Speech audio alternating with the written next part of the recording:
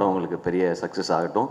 And ninja இது இன்னும் basic idea மட்டும் எனக்கு தெரியும். இந்த கதையோடது ரொம்ப சுவாரஸ்யமாக இருந்தது. ஒரு நல்ல ஒரு என்டர்டெய்னராக ஒரு செம ஃபன்னோடு இருக்கிற படமாக இருக்கும். அண்ட் இதில் லீடாக நடிக்கிறது பாரத். அவர் ஃபோட்டோ போடல, அடுத்த போஸ்டரில் போடுவாங்கன்னு நினைக்கிறேன் நான்.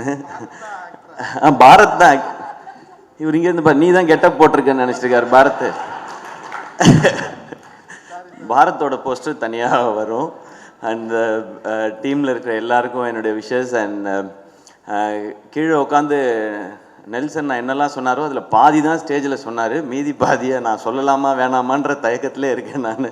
அண்ட் சினிஷோடு சேர்ந்து இந்த படத்தை தயாரிக்கிற இந்த முடிவை எடுத்ததற்காக உங்களுக்கு வாழ்த்துக்கள் சாய் பிரதர்.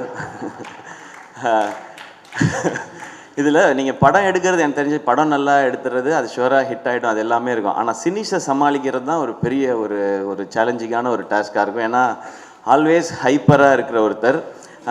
சினிஷ்ட ஃபஸ்ட்டு பிடிச்சது என்னென்னா அவர் ஒரு அமேசிங்கான ஆடியன்ஸ். எந்த படத்துக்கு தியேட்டரில் போய் அவரோட உட்காந்து பார்த்தீங்கனாலுமே ஊ ஓ ஊ இப்படி தான் படமே பார்ப்பாப்ல. இவன் யாரா நம்ம பக்கத்தில் உட்காந்து கராத்தே பழகிறான் அந்த மாதிரி இருக்கும் அது. ஸோ அவ்வளோ ஒரு என்னது சூப்பராக இருந்துச்சு, இதில் படம் நல்லா இருந்துச்சு, சூப்பராக இருந்துச்சுன்னு. ஸோ எல்லா படத்துக்கும் அப்படி தான் சொல்லுவார். ஸோ அவர் படத்துக்கு நம்ம எல்லாரும் அப்படி சொல்லுவோன்னு நான் நம்புகிறேன். பட் சினிஷ்க்கும் எனக்குமான அது நட்புன்னு சொல்கிறதா இல்லை அந்த மோதல்ங்கிறதா என்னன்னு தெரியல. அது வந்து தொன்று தொட்டு பின்னாடி போகணும். நம்ம அப்போ ஆரம்பித்தது. நான் நெல்சன் நாட்டை வந்து அசிஸ்டன்ட் டைரக்டராக சேர்ந்த டைம் ஃபஸ்ட்டு நானும் நெல்சனாக வேட்டை மன்னன் கதை பண்ணும்போது எங்களுக்கு அப்போ ஆஃபீஸ் கிடையாது, ப்ரொடியூசர்லாம் ஃபிக்ஸ் ஆகல, ஹீரோவும் ஃபிக்ஸ் ஆகல. நாங்கள் மெரினா பீச்சில் போய் உட்காந்து அவர் சொல்லுவார் ஒன்று, அதில் வந்து நான் எழுதிட்டே இருக்கணும். அதில் நெல்சன் நான் பேசும்போது அது கூட பழகுனவங்களுக்கு தெரியும், சில வார்த்தைகளை நம்ம பீப் போட்டு தான் எழுதணும். அதை போட்டு நான் எழுதிட்டு இருந்த காலகட்டம். அப்புறமா ஆஃபீஸ் போட்ட பிறகு அருண்ராஜா வந்து சேர்ந்தான், அப்புறமா வந்து சேர்ந்தார் சினிஷ்.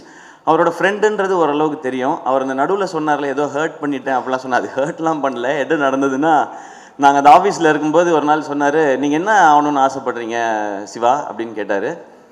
நான் சும்மா அப்போ எனக்கு ஹீரோ ஆகணுன்ற ஆசையே கிடையாது. நான் அப்போ வந்து டிவி பண்ணிகிட்டு இருந்தேன், வேட்டை மன்னனில் ஒரு அசிஸ்டன்ட் டைரக்டராக ஒர்க் பண்ணிட்டு இருந்தேன், ஒரு காமெடி ரோலும் பண்ணிகிட்டு இருந்தேன். சரி இருந்தாலும் வம்புல போன்னு சொல்லிட்டு நான் என்ன பண்ணேன், நான் எனக்கு ஹீரோ ஆகணும்னு ஆசைனே. சிவா எதுக்கு உங்களுக்கு இந்த வேலைலாம், நீங்கள் உங்களுக்கு இந்த டைமிங் நல்லா வருது அதனால் அப்படியே அந்த சைடில் காமெடி ரோல் இந்த மாதிரி ஏதாவது ஒன்று ஆசைப்பட்டீங்கன்னா ஓகே. நான் சும்மா இல்லாமல் ஏன் நாங்கள்லாம் ஆகக்கூடாது பாருங்க, தேவையில்லாத வேலை பார்க்குறீங்க நீங்கள். சரி விடுவார்னு பார்த்தா விட மாட்டார். எங்களுக்கு லஞ்ச் பிரேக் விட்ட பிறகு சிவா இந்த ஹீரோலாம் உங்களுக்கு வேணாம், உங்களுக்கு செட் ஆகாது நீங்கள் திரும்ப சொல்லிவிட்டு அதை நான் மறந்தே போயிட்டேன். நான் ஹீரோ ஆன பிறகு இவருக்கு எங்கேயோ தோணி இருக்கு போல், இவராக சம்மந்தமே இல்லாமல் ஒரு 4 வருஷம் கழிச்சு அன்னைக்கு பேசுனது எதுவும் நீங்கள் மனசில் வச்சுக்காதீங்க, நான் மறந்துட்டேன் அந்த மேட்டரே. அதுக்கப்புறம் இதெல்லாம் நடந்துச்சு. ஸோ அந்த காலகட்டத்தில் நடுவில் எல்லாரும் பிஸி ஆகிடுவோம்ல, அதில் நான் பேசாமல் இருந்தது இவர் மேலே கோபமாக இருக்கதா இன்னைய வரைக்கும் நினச்சிக்கிட்டு இருக்காரு, நான் ஹர்ட் பண்ணிட்டேன் அப்படின்னு சொல்லி. நீங்கள் ஹர்ட்லாம் பண்ணல, அப்போ எனக்கே ஐடியா. அப்போ ஆக்சுவலாக நடுவில் என்ன சொன்னார்னா, சும்மா இல்லாமல் நீங்கள் எல்லாம் ஹீரோ ஆகக்கூடாது சிவா, நம்ம டான்ஸ் சதீஷ் இருக்கான் பார்த்தீங்களா, அவன் தான் ஹீரோ ஆகணும், நீங்கள் அவங்க கூட காமெடி நான் நடிகன்னு சம்மந்தமே இல்லாமல் அவரெல்லாம் கோர்த்து விட்டு இதுக்குள்ளே இந்த மாதிரி ஓப்பனாக பேசுவாப்புல. அதனால பல பேர்கிட்ட பிரச்சனையாக இருக்குது, பஞ்சாயத்தாக இருக்குது, நிறையா இருக்குது, இன்னமும் ஆகிக்கிட்டே தான் இருக்குது. இந்த மாதிரி வெளிப்படையாக பேசக்கூடிய சினிஷை நீங்கள் எப்படி ஹேண்டில் பண்ண போகிறீங்கன்றது தான் உங்களுடைய சேலஞ்சாக இருக்கும்னு நினைக்கிறேன். பட் அவருக்கு ஒரு பேஷன். இப்போ கீழே இருக்கும்போது நான் நெல்சன் சொன்னேன் 5, 6ன்னு போட்டிருக்கேன் என்னன்னு கேட்டார் அவர். இது 5th ப்ராஜெக்ட் 6th ப்ராஜெக்ட், இந்த மீதி 4 ப்ராஜெக்ட் என்ன நாங்கள் சொல்லவே மாட்டோம், ஸ்ட்ரெயிட்டாக 5, 6ன்னு போட்டுக்கிட்டான் அப்படின்னாரு. அதுக்கப்புறம் அவன் பேசும்போது இந்த வருஷம் 2 படம், அடுத்த வருஷம் 2 படம் அனௌன்ஸ் பண்ணுறோம், அதுக்கப்புறம் சீரீஸ் அனௌன்ஸ் பண்ணுறோம். இவன் எல்லாம் அனௌன்ஸ் பண்ணுறோன்னு மட்டும்தான் சொல்கிறான், எப்போ ரிலீஸ் பண்ணுறோன்னு சொல்கிறானா பாருன்றாரு அவர். இப்படி தான் எங்கள் கான்வர்சேஷன் போயிருந்தது. பட் சினிஷ் உங்களுடைய எனர்ஜிக்கு நீங்கள், நான் ஏன் சினிஷோட எனர்ஜின்னு சொல்கிறேன்னு ஒரு 40 வருஷமாக இருக்கார் இண்டஸ்ட்ரியில். நீங்கள் பார்த்துட்டு இப்போ தான் முடிச்சு புதுசாக வந்து ஃபஸ்ட் டைம் ட்ரை பண்ணுறாருன்னு ஒரு யங்ஸ்டர் ஒருத்தர் சினிமாவுக்குள்ளே வராரு, அவருக்கு சப்போர்ட் பண்ணணும் அப்படின்னு யூடியூப்பில் யாரும் கமெண்ட்லாம் போடாதீங்க. அவர் வந்து 40 வருஷம் ஆச்சு, அவர் ரொம்ப நாளாக இருக்கிறாரு. அண்ட் எல்லோரும் அவர் கூட ஒர்க் பண்ண எல்லாருமே வந்து இங்கே டைரக்டராக இருக்காங்க, சக்ஸஸ்ஃபுல் டைரக்டராக இருக்காங்க, நேஷ்னல் அவார்டு வின் பண்ணியிருக்கிறாங்க. இதை பற்றி நாங்கள் நிறையா பேசியிருக்கோம். எப்படி உங்களுக்கெல்லாம் டைரக்டர் ஆகணும்னு தோணுச்சுன்னா, சினிஷே டைரக்டர் ஆகிட்டான், நம்ம ஆக முடியாதான்னு சொல்லி தான் எங்களுக்கெல்லாம் ஒரு மோட்டிவேஷன் வந்துச்சு அப்படின்னு சொல்லி.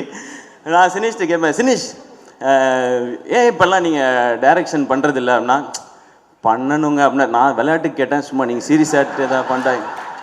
இப்போ ப்ரொடக்ஷன் நல்லா போயிட்டுருக்கு, பார்க்கிங் வந்து நல்லா பண்ணிட்டீங்க சூப்பர்னு சொல்லி.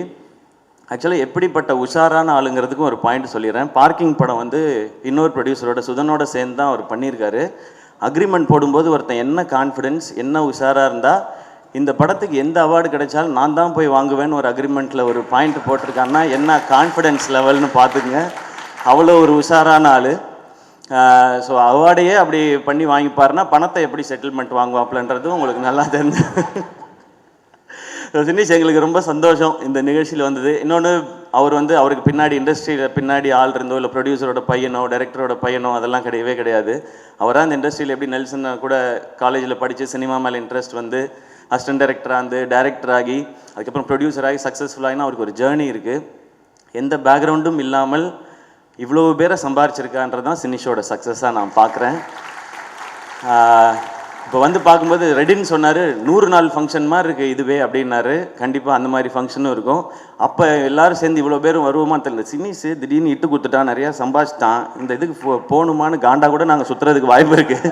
அதனால இப்போயே நாங்கள் வாழ்த்திக்கிறோம். டெஃபினட்டாக இந்த படத்தோட கதை ஐடியா கேட்டப்போ இது எல்லாருக்கும் ப்ராஃபிட்டபுளாக ஆடியன்ஸை என்டர்டெயின் பண்ணுற ஒரு படமாக இருக்கும். நிஞ்சாக்கும் சூப்பர் ஹீரோக்கும் என்னுடைய வாழ்த்துக்கள். இந்த படத்தில் பங்கு பெற அனைவருக்கும் என்னுடைய வாழ்த்துக்கள். இந்த படம் சக்ஸஸ் ஆகட்டும். இந்த சக்ஸஸ் மீட்டில் திரும்ப நாங்கள் எல்லோரும் வந்து சந்திக்கிறோம். பார்ட்டி கொடுத்துருவீங்கல்ல? நான் ஒன்றும் பண்ண போகல, சைட் டிஷ் தான் சாப்பிட போகிறேன். தேங்க்யூ எல்லாருக்கும் நன்றி, வாழ்த்துக்கள்.